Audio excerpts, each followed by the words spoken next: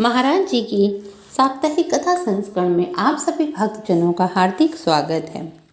आज का कथा का विषय है कृपा का अनोखा रूप। एक बार चर्च लेन इलाहाबाद में श्री सुधीर मुखर्जी ने बाबा को लखनऊ से प्रकाशित एक कैलेंडर दिखाया, जिसमें हनुमान जी भगवान राम जी के ध्यान में आनंद मग्न थे।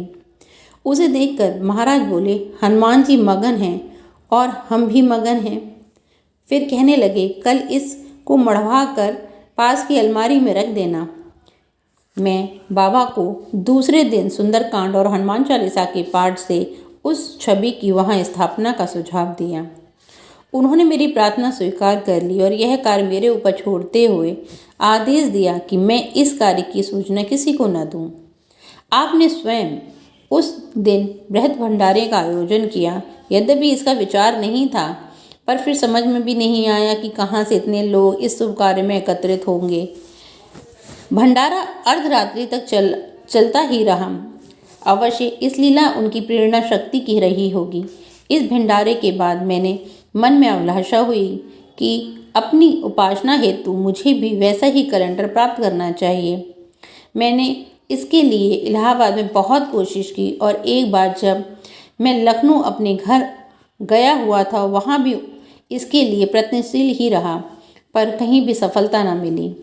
मेरे भतीजे को एक दिन calendar DAV degree college Lucknow के एक प्रवक्ता डॉक्टर हरनारायण सिंह के घर टंगा दिखाई दिया। उसने उनसे मेरे लिए उस कैलेंडर की याचना की। डॉक्टर सिंह बोले, मैं स्वयं हनुमान जी का भक्त हूँ, मैं अपने इष्ट देव की छवि का त्याग नहीं कर सकता।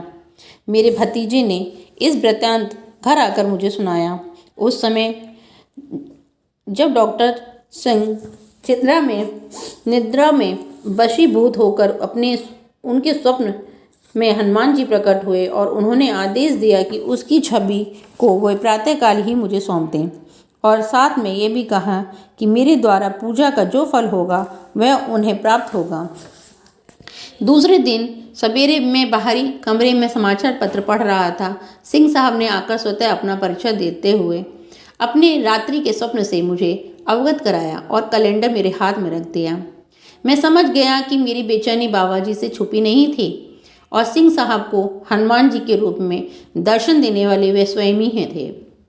सिंह साहब को सहर्ष धन्यवाद देते हुए मैं बाबा की इस कृपा का द्रवीभूत हो गया। वे थे तो वे हनुमान ही। हनुमान जी का यह चित्र अब भी मेरे पास सुरक्षित रखा है। बोलो नीम करोड़ी महाराज की जय।